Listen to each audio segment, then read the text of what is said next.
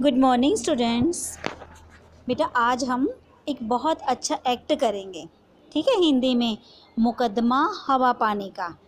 तो आपकी मधु पुस्तक का जो लेसन नंबर 12 है, आप उसे ओपन करेंगे और अपने घर पर अपने भाई बहनों के साथ इस एक्ट को करने का प्रयास करेंगे। तो सबसे पहले पहला सीन हमारा कौन सा आता है कि दरबार लगा हुआ है, ठीक है। महाराज जी सिंहासन पर बैठे हुए हैं, एक तरफ मंत्री और दरबारीगण बैठे हैं, सामने लोग बैठे हुए हैं। तो सबसे पहले महाराज ऑर्डर करते हैं कि मंत्री जी, शिकायत करने वाले लोग आ गए हैं। तो अब मंत्री जी खड़े होते हैं, खड़े होकर कहते हैं कि हाँ महाराज।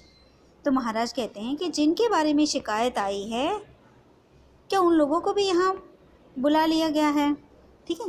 देखो बेटा, इसमें क्या है कि एक हवा है और एक पानी है, ठीक है। इन दोनों को के ऊपर मुकदमा लगाया गया है।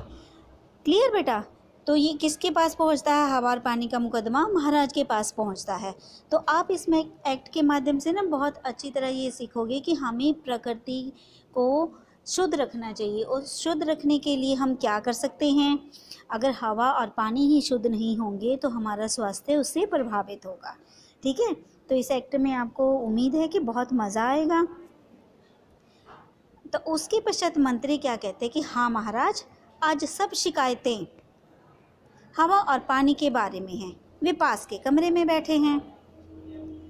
तो महाराज कहते हैं कि ठीक है, मुकदमे की कार्यवाही शुरू हो, पहले पानी को बुलाया जाए। क्लियर बेटा? तो सब मुकदमा कटहरे में आते हैं। जो पानी है वो हाथ बांधे खड़ा हुआ, आपको ये महाराज दिखाई दे रहे हैं तस्वीर में, ठीक है। और उसके पश्चात देखो क्या होता है कि आते ही कहते कि महाराज की जय हो, ठीक है। तो पानी कहता है कि तुमको इन लोगों की शिकायत है। महाराज कहते हैं कि यदि शिकायत सच साबित हो गई तो तुम्हें दंडित किया जाएगा। तो पानी क्या कहते हैं कि महाराज, मुझे नहीं मालूम कि ये लोग मुझसे क्यों नाराज़ हैं, मैं एकदम स्वच्छ और निर्मल हूँ महाराज। देखो, पानी जो अपनी मूल अवस्था में होता है तो बिल्कुल साफ सुथरा होता है। निर्मल मीन्स क्या होता है? स्वच्छ। तो उसमें गंदगी कौन मिलाता है? मनुष्य, ठीक है। तो आगे क्या बोलते हैं? मंत्री कहता है कि महाराज, लोगों की पहली शिकायत यही है कि पानी अब निर्मल नहीं रहा है, ठीक है। लोगों ने महाराज के पास जाके क्या शिकायत की है कि पानी अब स्वच्छ नहीं रहा है। नदियों और नहरों में बहते समय यह गंदगी और बीमारियां अपने साथ बहाकर सब जगह पहुंचा देता है। यानी कि लोग पहुंचे हैं कि हमें इस पानी से मुक्ति दिलाइए कि जो पानी है अब स्वच्छ नहीं रहा है। तो जब ये आता है नदियों में नहरों में बहते बहते, ये अपने साथ गंदगी लेके आता है जो एक स्थान से दूसरे स्थान तक पहुंच जाती है, ठीक है बेटा। तो अब देखिए पानी क्या कहता है अपने बचाव में कि महाराज, ये लोग पहले की तरह पानी की रखवाली नहीं करते कि जैसे पुराने ज़माने में लोग पानी की रखवाली करते थे कि कुओं के ऊपर ढक्कन लगा कर रखते थे, नहरों में गंदगी नहीं डालते थे, ना ही किसी को डालने देते थे, ठीक है। ये कहते कि अब ये ना पहले की तरह मेरी रखवाली नहीं करते हैं, पशुओं को जोहड़ के भीतर तैरने देते हैं, ठीक है। पशु अपनी गंदगी तालाब में छोड़ देते हैं, गांव की दूसरी गंदगी भी तालाब में फेंक दी जाती है। नदियों में कारखानों की गंदगी और शहर के गंदे नाले का पानी छोड़ दिया जाता है। महाराज, मैं आपसे अपने आप गंदा नहीं होता।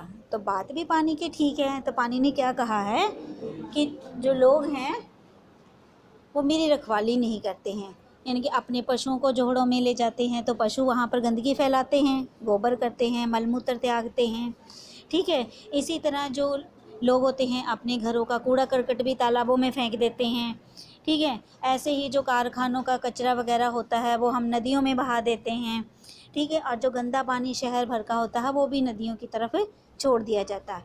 तो अब आपने देखा है ना कि पानी किस प्रकार से गंदा हो रहा है, तो इसके लिए कौन जिम्मेदार है, ठीक है। महाराज ने कहा कि भाइयों, आपके पास इसका क्या जवाब है? जो लोग सामने बैठे हुए हैं दरबार में, महाराज उनसे पूछते हैं। अब लोग आपस में फुसफुसाकर बातें करते। फुसफुसाकर क्या होता है? जो कान में बात कहना, कि दूसरों को सुनाई ना दे, एक दूसरे से कान में बातें करना।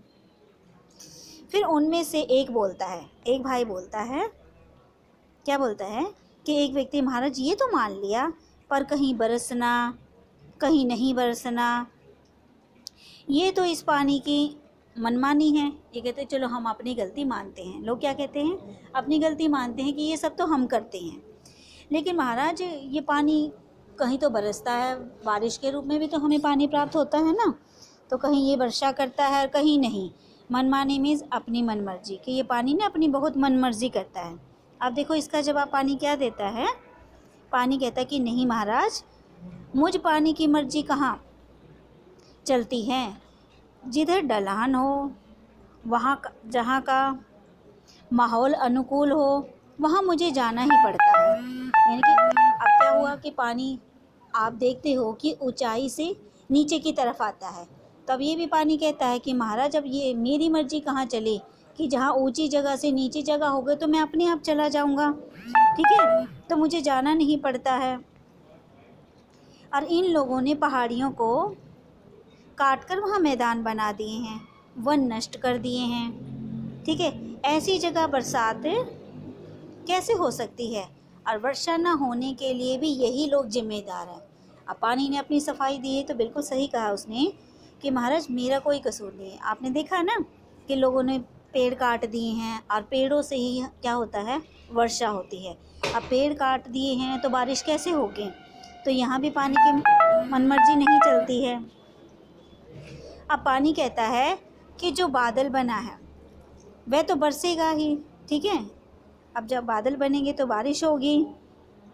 फिर जहाँ वर्षा का पानी बहना चाहिए, जहाँ नदी बहनी चाहिए, जहाँ मेरे सुस्ताने की पुरानी जगह होगी, वहाँ तो मैं जाऊँगा ही। यानी कि जहाँ पेड़ होंगे तो पेड़ों की जड़ें भी मुझे रोकेंगी, तो मैं वहाँ रुक जाऊँगा।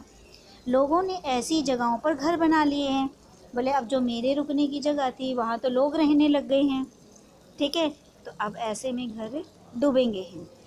मैं इनकी बनाई गलियों नालियों में घूमता रहूं, ये कैसे संभव है? अब बोले कि मैं तो ऐसे नहीं रह सकता ना कि इनके गलियों में जाऊं, बस जहाँ ये चाहेंगे वहीं जाऊं, ठीक है बेटा। तो अब आप देखो उसके पश्चात क्या होता है कि पानी ने अपनी सफाई पेश की। अब एक व्यक्ति और बोलता है कि महाराज हमारा गांव सदियों से ऊंची जगह पर बसा हुआ है, हमने नीची जगह पर कोई घर नहीं बनाया, ठीक है, फिर भी इस बार हमारा गांव बाढ़ का शिकार है। हम तो बहुत ऊंचे इलाके पर रहते हैं, फिर भी हमारे गांव में बाढ़ आ गई है, ठीक है। महाराज पानी आंख मूंद कर चलता है, यानी कि ये देखता ही नहीं है। अब फिर पानी अपनी सफाई पेश करता है, नहीं महाराज मैं देख कर चलता हूँ, तभी तो ढलान की तरफ जाता हूँ। यानी कि अगर मेरी मर्जी चलती तो मैं ऊपर की तरफ ना चला जाता, तो इसलिए मैं हमेशा ढलान के तक नीचे स्थान पर जाता हूँ। कभी ऊंची जगह पर चढ़ने की कोशिश नहीं करता हूँ। ये लोग जानते हैं कि इनके गांव के पास एक पहाड़ है, पहले उस पर बहुत से वृक्ष होते थे। पहाड़ से उतरते समय मैं वृक्षों के बीच में से होकर आता था, ठीक है, तो इसलिए वो पानी सारा वृक्षों में समा जाता था। रास्ते यानी नदी नाले में बहता था। अब लोगों ने पहाड़ से वृक्ष साफ कर दिए हैं, तो बल्कि अब मैं ऊपर वहाँ नहीं रुकता बल्कि नीचे ढुलकता हुआ आता हूँ। मुझे खुद पता नहीं चलता कि मैं कहाँ गिरूँगा। अब महाराज पूछते हैं कि और कोई शिकायत? देखो पानी ने जितनी भी अपनी सफाई में बातें की हैं सारी की सारी बातें सच हैं, ठीक है। तो महाराज अब लोगों से पूछते हैं कि क्या कोई और शिकायत है पानी के बारे में? अब कोई नहीं बोलता है। तो महाराज क्या कहते हैं कि तुम्हारी चुप्पी इस बात की गवाह है, यानी कि सब लोग शांत हैं, चुप हैं, तो तुमने भी इन कारणों को मान लिया है जो जो पानी ने बताए हैं। तुम्हारा भला इसी में है कि अपनी गलती सुधारो और पानी को निर्मल तथा स्वच्छ रहने दो। देखो अब व्यक्ति अपनी गलतियों को सुधारेंगे तभी हमें स्वच्छ और निर्मल जल प्राप्त होगा। तो आज आपने पानी के बारे में उसकी शिकायतें सुनी हैं, लोगों की शिकायतें सुनी कि उन्होंने पानी के ऊपर क्या क्या शिकायतें लगाई हैं, तो पानी ने क्या कहा है। और पानी की बेटा सारी बातें सच हैं। अगर हम लोग सचेत नहीं होंगे तो हमें पानी ऐसा ही प्राप्त होगा। ठीक है, तो ये एक्ट आपके लिए बहुत शिक्षाप्रद है। तो इस एक्ट को आप अपने भाई बहनों के साथ घर पर खेलना, मज़ा भी आएगा और शिक्षा भी प्राप्त होगी। ठीक है बेटा, thank you, have a nice day.